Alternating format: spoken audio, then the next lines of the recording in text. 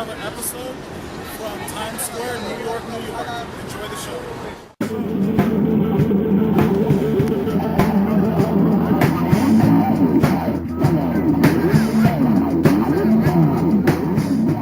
Hey guys, Tom from Classic Plastik here, bringing you another haul video, so let's jump right in. The first console we'll hit is the PSP. I picked up a movie and 2 video games, so let's take a look.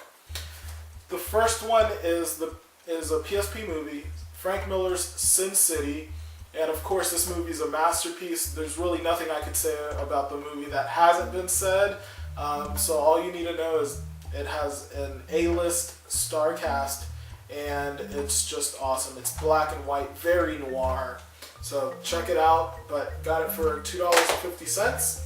The next game I got, or games I got, came in a dual pack. This dual pack includes MotorStorm Arctic Edge and Twisted Metal Head On. And basically, if you were to look at the 2 games, you wouldn't guess that they were part of a dual pack. There's nothing that varies it from the original. They're retail copies. The only thing that distinguishes it is the PSP bundle pack. So it's just this cardboard box that you just put your games in and put it on the shelf, and looks very nice. I have a couple of these dual packs. They weren't very popular, but whenever I can get them on the cheap, I love to, just because it's a variant of these PSP games. The next games we got are for the Nintendo DS. First one is Sonic Rush. This is like a spiritual successor to the original 3.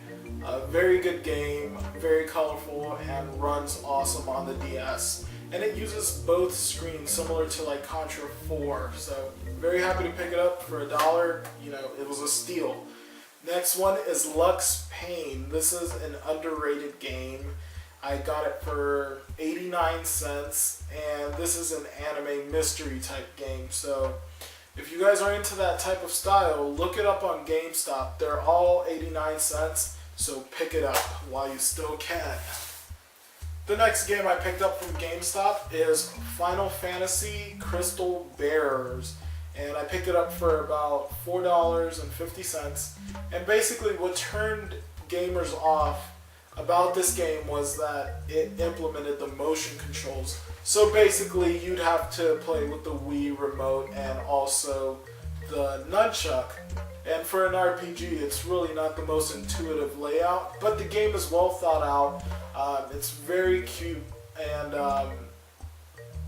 there's really colorful bosses, but in terms of gameplay, it's more on the cute side than it is on, let's say, like 10-2 and 10.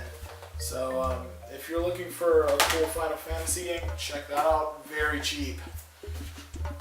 Next game I got, or next games I got, I actually got the idea from Metal Jesus. I was watching his video and he started coming up with some obscure,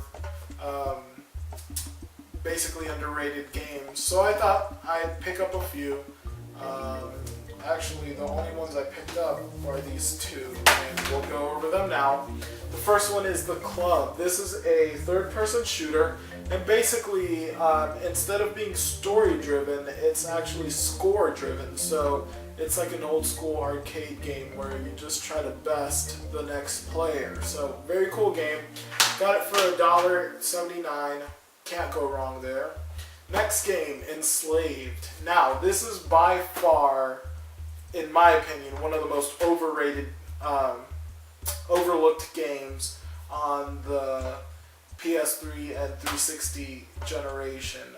This game is very cool, very colorful.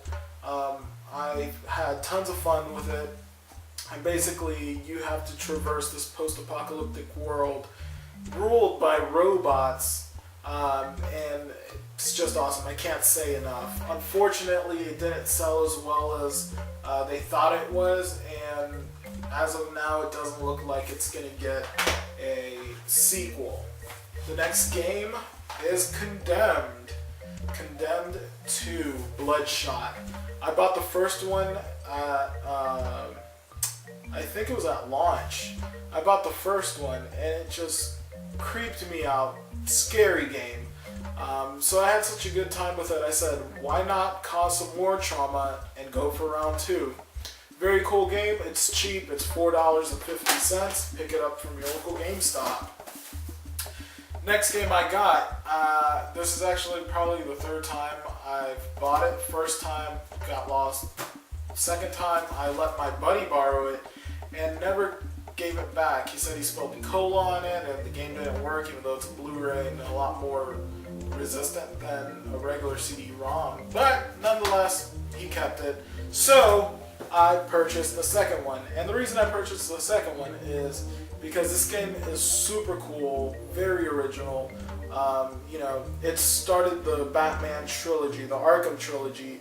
So after this one was Arkham Asylum and then Arkham Knight. There was one in between, but it's not really a Batman game. They use the same engine, but we could argue about it all day long.